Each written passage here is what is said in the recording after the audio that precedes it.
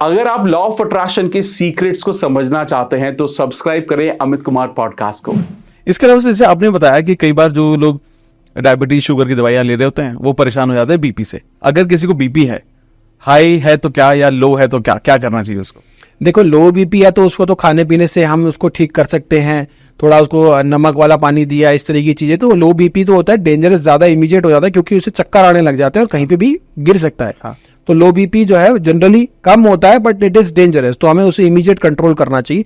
High BP जिनको है, high BP नमक ज्यादा खा रहे हैं, सबसे पहले तो वो नमक हमें कम करना चाहिए। हमने जो आयोडीन वाला नमक ले लिया, टेबल सॉल्ट पर डाल दिया उसके ऊपर। हम जो टेबल सॉल्ट का कंसेप्ट है ना, ये सारा वेस्टर्न कॉन्सेप्ट है।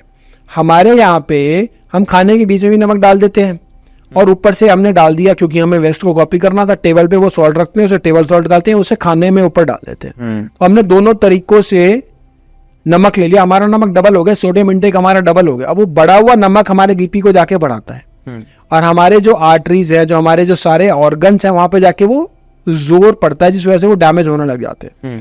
तो नमक का इंटेक सबसे पहले, सॉल्ट का इंटेक कम करना है। दूसरा, नमक कौन सा लेना है? आयोडीन वाला जो नमक होता है ये केमिकली प्रोसेस्ड होता है। नेचुरल नमक होता है सेंधा नमक, जिसे पाकिस्तानी नमक भी कहते हैं। उस नमक का जो प्रयोग करते हैं तो वो कंपैरेटिवली हमारे शरीर के लिए अच्छा होता है, बेटर होता है, टेस्ट के लिए भी बेटर होता है और सोडियम भी उसमें कम होता है। तो आयोडीन वाला नमक हटा के सेंधा नमक का प्रयोग करेंगे तो बीपी भी कंट्रोल रहेगा और बीपी ऐसी बीमारी भी नहीं होगी। दूसरा, जिनका भी बीपी बढ़ा हुआ है, सर्पगंधा टैबलेट आती है, किसी भी आयुर्वेदिक कंपनी की ले सकते हैं। एक गोली सुबह और एक गोली शाम को लेना शुरू करें, बीपी जो है वो कंट्रोल होना शुरू हो जाएगा। अगर ज्यादा कॉम्प्लिकेशन है तो नियर बाय किसी आयुर्वेदिक चिकित्सक से मिलके परामर्श लेके आप इसका करा सकते हैं, लेकिन सर्पगंधा टैबलेट से बीपी आपका कंट्रोल होना इजीली स्टार्ट हो जाएगा। तो ये कुछ चीजों का ध्यान रखेंगे। चाय कॉफी जहर समान है, उसको हमें बंद करना है बीपी वाले पेशेंट के लिए, उसे बिल्कुल बंद कर दीजिए, बीपी एकदम से बढ़ाएगी। कैफीन वाली ड्रिंक्स हैं वो हमें अवॉइड करनी है। फिजी ड्रिंक्स जितनी भी हैं, ये सारी चीजें जो अगर हमने खाना पीना ठीक कर लिया, साथ में ये कर लिया, बीपी भी कंट्रोल होना शुरू हो जाएगा। लेकिन अगर ये बढ़ती चली जाती है बीमारी तो वो कॉम्प्लिकेशन के रूप में डेवलप हो जाती है। दिमाग पे बीमारी को हावी नहीं होने देना, बीमारी कंट्रोल हो सकती है। लेकिन बहुत सी बार पेशेंट जाता है, उसे पता चलता है बीमारी है तो गोली खानी है, जिंदगी भर खानी है, क्योंकि डॉक्टर्स उसका माइंडसेट ऐसा बना देते हैं। आज के समय में कितने पेशेंट है जिनका हमने आयुर्वेद के द्वारा बीपी की दवाइयां गोलियां छूटी हैं, बीपी ठीक हुआ है, शुगर की गोलियां छूटी है, शुगर ठीक हुआ है। बहुत सारे पेशेंट्स हैं, बहुत सारे पेशेंट्स की वीडियोस भी उपलब्ध हैं यूट्यूब चैनल पे हमारे, वहां जाके भी आप देख सकते हैं किस प्रकार से इन पेशेंट्स को रिलीफ मिला। आपने ना जो ये टेबल सॉल्ट के बारे में बात की, जो मैंने ये सुना है कि आप खाने में नमक डाल दो लेकिन ऊपर से नमक नहीं डालना चाहिए। ये कुछ इसका साइंस है क्या? ऊपर से नहीं डालना चाहिए, पहले जितना डाला हुआ है उतना ही रहना चाहिए, इसका क्या साइंस है? देखिए, क्या होता था ना, पहले हमारे यहाँ पे ना हम सिर्फ खाने में ही नमक डालते थे। हाँ। पहले हम ऊपर से नहीं डालते थे। ठीक है। और जो वेस्ट में होता था ना, वो खाने में नहीं डालते, वो ऊपर से डालते, सिर्फ ऊपर से डालते, सिर्फ ऊपर से डालते हैं। तो हमने जब ये देखा कि हम खाने में भी डाल रहे हैं नमक, हमने वेस्ट को कॉपी भी कर लिया और हमने ऊपर से भी डाल दिया, तो नमक जो हो गया वो डबल हो गया।